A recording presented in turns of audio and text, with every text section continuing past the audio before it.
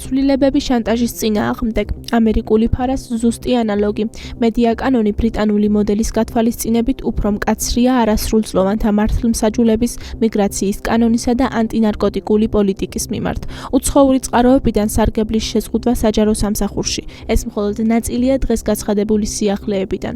საქართველოს შესახებ გადაწყვეტილებები საქართველოში უნდა მიიღებოდეს, აცხადებს უმრავლესობის ლიდერი, რომელმაც დღეს საკანონმდებლო ცვლილებათა მასშტაბური პაკეტი დააანონსა.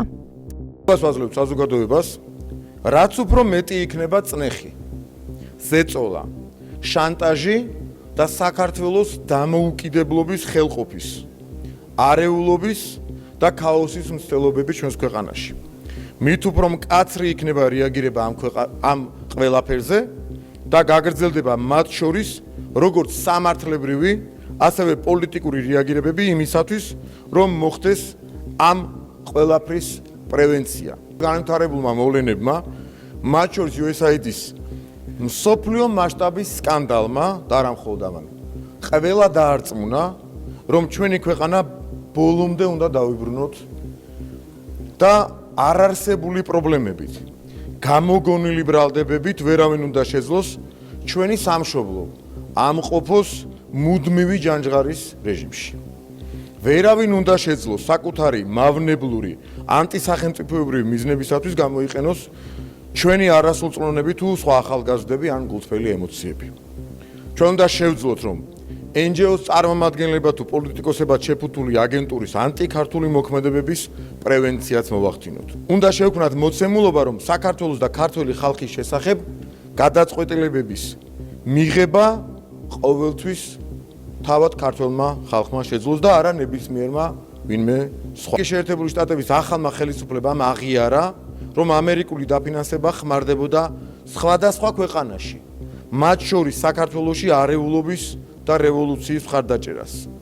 შარშან პარლამენტმა მიიღო ფარას მსუბუქი ვერსია, რომელიც ჯერ სრულფასოვნად არც აგვიმოქმედებია, თუმცა იცით, რომ მიუხედავად მისი ძალაში შესვლისა, რეესტრში რეგისტრაციაც კი არ გაუვლია რამდენიმე ათეულ ყველაზე მდიდარ და გარედაფინანსების მიმღებ ყველაზე მსხვილ არასამთავრობო ორგანიზაციას.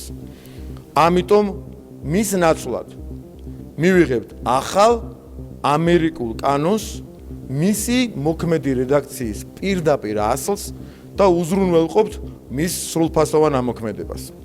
პარალელურად მთავრობა შექმნის ფონდს საზოგადოებრივი ორგანიზაციების ინიციატივების დასაფინანსებლად, რისთვისაც რჩება ცვლილებები გრანტების შესახებ კანონში. საზოგადოებრივ ორგანიზაციებს, რომლებსაც სურთ უზრუნველყონ არა უცხოური, არამედ ქართველი ხალხის გავლენების გატარება საქართველოში, შეეძლებათ მიიღონ საგრანტო დაფინანსება საქართველოს მთავრობის. გწყებთ მუშაობას ხვალიდანვე და დაინიცირდება მედიის კანონი, რომელსაც მივიღებთ ბრიტანული მოდელისა და კანონმდებლობის შესაბამისად. კანონით დადგინდება მედიის ობიექტურობის, აგრეთვე ჟურნალისტური ეთიკის სტანდარტები, განისაზღვრება აღნიშნული სტანდარტების მონიტორინგის და დაცვის ინსტიტუციური მექანიზმები. შეიზღუდება მედია საშუალების დაფინანსება უცხოური წყაროებიდან.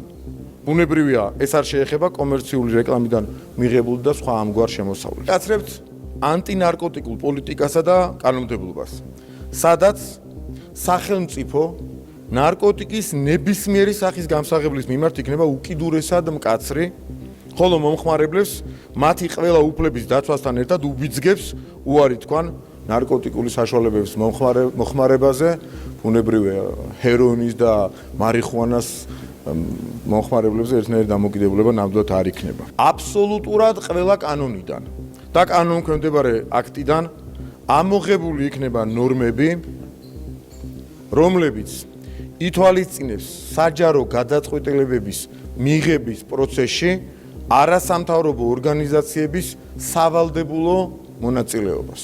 შეიზღუდება საჯარო სამსახურში უცხოური წყაროებიდან დაფინანსებული სარგებლის მიღება.